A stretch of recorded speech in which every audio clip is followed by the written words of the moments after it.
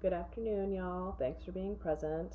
I'm going to discuss acute viral encephalitis in the pediatric population and forensic pathology today, which is an interesting topic. Alright, so acute viral encephalitis is inflammation of the brain parenchyma and is a major public health issue worldwide.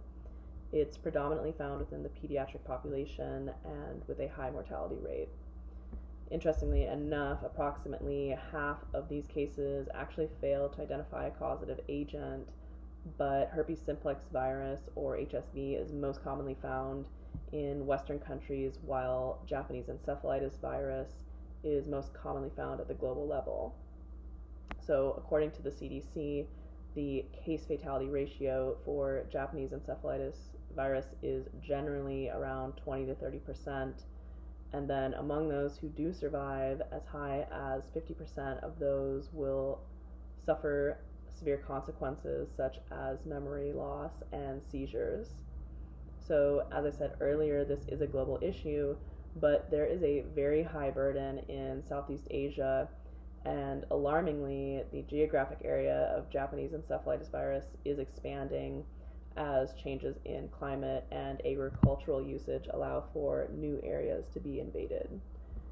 So this relates to our practice as PAs, as autopsies have been a mainstay in detecting viral infections, as one of my resources stated that somewhere around 20 to 30% of viral infections in hospitalized patients actually remain undetected until an autopsy is performed. In addition, a lot of the medical information within the field of neuropathology is accredited to autopsy findings, as most tissue samples of the CNS cannot be done ante-mortem. So, as we learned in our forensic autopsy class, autopsies are rooted in not only providing vital statistics, but also in public health surveillance by detecting contagious diseases. So, our role as forensic PAs is highly valuable. So the goal of this literature review is to examine postmortem findings and current diagnostic procedures that aid in the detection and diagnosis of acute viral encephalitis within the pediatric population. And then this image on the right is from one of the articles that I will be discussing next, but this brain is from a child who died from acute viral encephalitis caused by herpes virus and is displaying swelling and narrowed cerebral ventricles. So I'm going to discuss 3 different articles, starting with Ariathna's 2020 article, which highlights the significance of the autopsy. So this was a case report involving the death of a previously healthy 9-year-old female in Sri Lanka due to acute viral encephalitis that was caused by herpes simplex virus. So in this case, the child was brought to the hospital with fever and loss of consciousness and personality changes, which are all signs and symptoms of encephalitis. And she had had these symptoms for 3 days, but it wasn't until the 7th day that she was diagnosed as having encephalitis. They did this by means of MRI and lumbar puncture.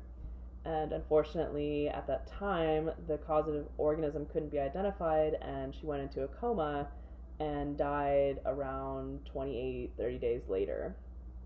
And so a forensic autopsy was conducted, and gross exam and histo revealed congestion, edema, focal hemorrhaging, and perivascular lymphocytic cuffing, which is characteristic of viral encephalitis. So the author of this article argues that because brain biopsies are not encouraged in suspected cases of encephalitis, that autopsy exam and those samples are essential in diagnosing cases of viral encephalitis, as MDX or molecular diagnostics still fail to identify causative agents in a lot of these cases despite recent advances. So the top image here is from this case, and it is showing edema and congestion. The second article is from Ikeda Murakami et al. 2022, which involves a previously healthy 7-year-old male child in Japan who suddenly died from acute viral encephalitis caused by human herpes virus 7 or HHV7. And so the authors claim this to be a rare case because HHV7 infections are generally only causing encephalitis in immunocompromised hosts. So this is interesting. In this case, the boy was taking a bath and he started to feel ill, and then he just suddenly lost consciousness and he was rushed to the hospital where he was already in cardiac arrest, and then he died an hour later.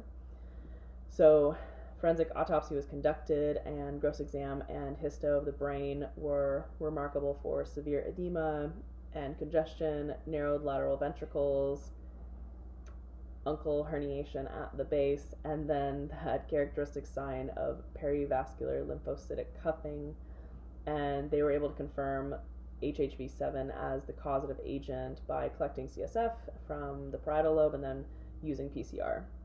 So the authors of this article state that forensic pathologists should now consider HHV7 as a possibility in patients who previously experienced neurological symptoms and then have severe brain congestion and edema at autopsy. So the middle images here are from this case, and we are seeing the superior and inferior aspects, and it is showing severe edema and congestion.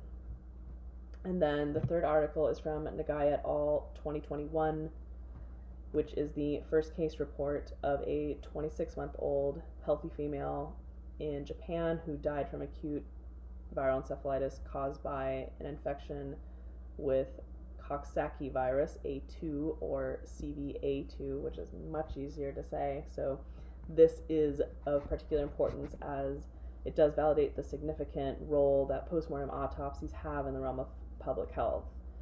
So in this case, the child was put to bed on her back, but was later found face down and unresponsive, and so she was rushed to the hospital, but unfortunately pronounced dead on arrival.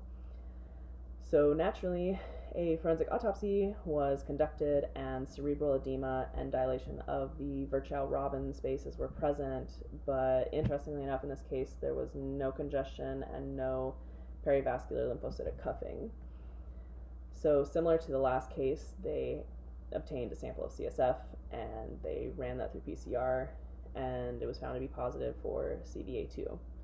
So the authors conclude by saying that based on forensic autopsy findings and molecular genetic analysis, that they were able to conclude the cause of death was acute viral encephalitis caused by CVA2, and so CVA2 should now be considered in the differential as a possible causative agent.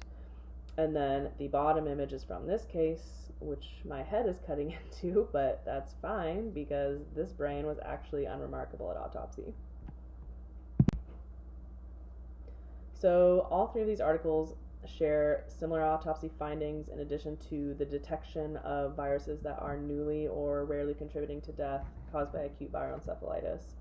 In Ariadna's 2020 article, the causative agent responsible for that child's death was only discovered post-mortem, which just validates the importance of the autopsy. In the Ikeda Murakami et al. Article, a rare case of HHV7 was determined to be the causative agent after autopsy, which demonstrates the need for vital statistics that are formed by performing thorough post-mortem exams.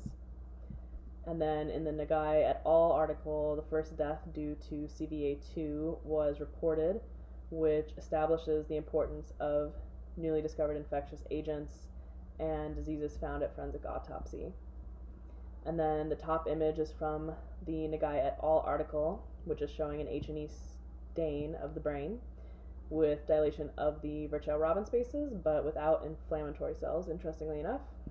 And then the bottom image is from the Ikeda Murakami et al. Article, which is showing the right internal capsule with accumulation of inflammatory cells, most notably lymphocytes, and around nerve cells.